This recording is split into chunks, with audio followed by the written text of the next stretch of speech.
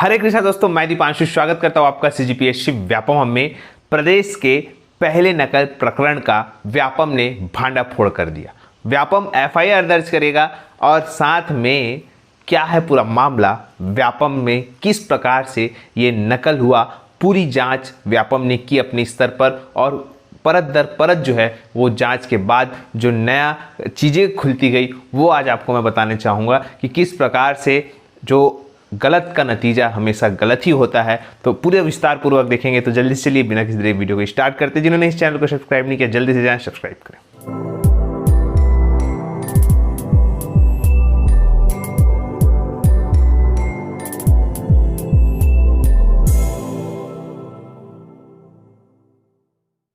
तो देखिए, सबसे पहले वीडियो को स्टार्ट करने से पहले आप सभी को बहुत ही महत्वपूर्ण बताना चाहूँगा कि जो शिक्षक पात्रता परीक्षा हुई थी उस परीक्षा में खरसिया विधानसभा के नंदेली नामक जो परीक्षा केंद्र है वहाँ पे क्या हुआ था, नकल हुआ था। इस संबंध में एक बहुत ही बोलना चाहिए जो इंसान है उन्होंने जागरूकता दिखाई और उसकी शिकायत कलेक्टर महोदय से की। चूँकि ये जो नंदेली ग्राम है ये हमारे जो उच्च शिक्षा मंत्री है उनका ग्राम है वो, और इस वजह से कलेक्टर साहब ने बहुत ही त्वरित गति से और निष्पक्ष तरीके से इसमें क्या किया, जांच की। कलेक्टर ने अपने जो टीम गठित की उसके हिसाब से जो है जांच की और साथ में एक जांच टीम व्यापम के द्वारा बनाई गई। व्यापम बोलना चाहिए इस प्रकार की जांच कर रहा था कि उसमें किस प्रकार से नकल हुआ और क्या हुआ ये पता करना था व्यापम को। चूंकि आप सभी जानते हैं कि नकल में एक नकल करवाने वाला और एक नकल करने वाला, ये दो महत्वपूर्ण होते हैं। तो इन दोनों की कुंडली निकाली गई कि किस प्रकार से यहाँ पे ये दोनों नकल कर रहे हैं और इन दोनों का क्या रिलेशन है इस नकल प्रकरण में। जब व्यापम ने इसको अपने स्तर पर जांच किया तो पता लगा कि ये दोनों एक ही ब्लॉक के एक ही ग्राम में एक ही गांव में निवास करते हैं, और जो नकल करने वाला और नकल करवाने वाला, और जो नकल करवा रहा है वो ऑलरेडी पहले से ही सहायक शिक्षक के पद पर कार्यरत है और उन्होंने टीईटी परीक्षा पहले से ही निकाल चुकी है और पहले से निकाल चुकी है। चूंकि वो इसको नकल करवाने वाला था, जो बोलना चाहिए नकल प्रकरण में महिला का नाम है, उनको वो नकल करवाना चाह रहा था। इसी वजह से वो पर्टिकुलर इस परीक्षा में बैठा ताकि वो इसको फॉर्म भरा सके। और ताज्जुब की बात यह है, आप सभी जानते हैं कि व्यापम और पीएससी में पूरा फीस माफ है और इस फीस माफी का वो उन्होंने फायदा उठाने की कोशिश की। तो लगभग जो नकल करने वाला और नकल करवाने वाले एक एक व्यक्ति ने लगभग किसी ने 13 फॉर्म भरा और किसी ने 19 फॉर्म भरा अपने ही नाम पे, ताकि दोनों को एक ही सेंटर मिल सके।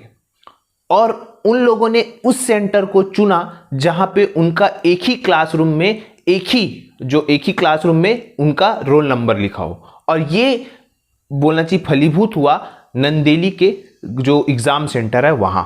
उन्होंने पाया कि नंदेली का जो ग्राम सेंटर है वहां पे उन लोग में मात्र 10 जो बोलना चाहिए गैप है, 10 अभ्यर्थियों का ही गैप था। तो उन्होंने उसी को चुना, बाकी जो एग्जाम फॉर्म है उसमें नहीं। सबका एडमिट कार्ड आया था। जो नकलची है उन्होंने 13 फॉर्म भरे थे और जो नकल करवाने वाला उन्होंने 19 फॉर्म भरे थे। और इस प्रकार से उन्होंने इसका फायदा उठाने की बात पता चली और फिर उन्होंने एक ही क्लासरूम में बैठ के ये नकल प्रकरण का अंजाम दिया। अब ये बात व्यापम को कैसे पता चली? क्योंकि आप सभी जानते हैं कि व्यापम के जो ये सब ऑनलाइन वाले काम है वो चिप्स के द्वारा होता है। अब चिप्स के द्वारा जब पता लगाया तब चिप्स ने बताया कि एक ही कैफे में, एक ही जो कैफे होता है वहां पे फॉर्म भरा गया है और एक व्यक्ति 19 बार और एक व्यक्ति 13 बार फॉर्म भरा है, जानबूझ के, ताकि दोनों को एक ही सेंटर मिल सके और एक ही सेंटर में नकल करने में आसानी हो। तो ये इस प्रकार से चीजें होती रही और उसके बाद व्यापम ने इसका जांच हुआ। जांच होने के बाद जैसा कि मैंने आपको बताया कि व्यापम तुरंत जो है जांच टीम गठित की। फिर व्यापम नंदेली ग्राम गया, वहाँ अभ्यर्थियों का और जो भी लोग थे वहाँ सभी का बयान लिया और बयान लेने के बाद फिर उन्होंने जो एफआईआर दर्ज करने के लिए कलेक्टर को भी पत्र लिखा है और साथ में एसपी को भी पत्र लिखा है कि भाई आप इन दोनों के खिलाफ एफआईआर दर्ज करें।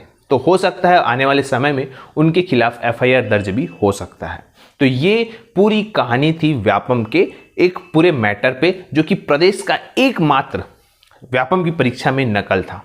इससे पहले जो है आज तक छत्तीसगढ़ के इतिहास में व्यापम में नकल नहीं हुआ था, लेकिन ये पहली बार हुआ है जब व्यापम में नकल हुआ है और व्यापम ने इसकी जांच भी की और इसकी कार्यवाही भी कर दी व्यापम ने।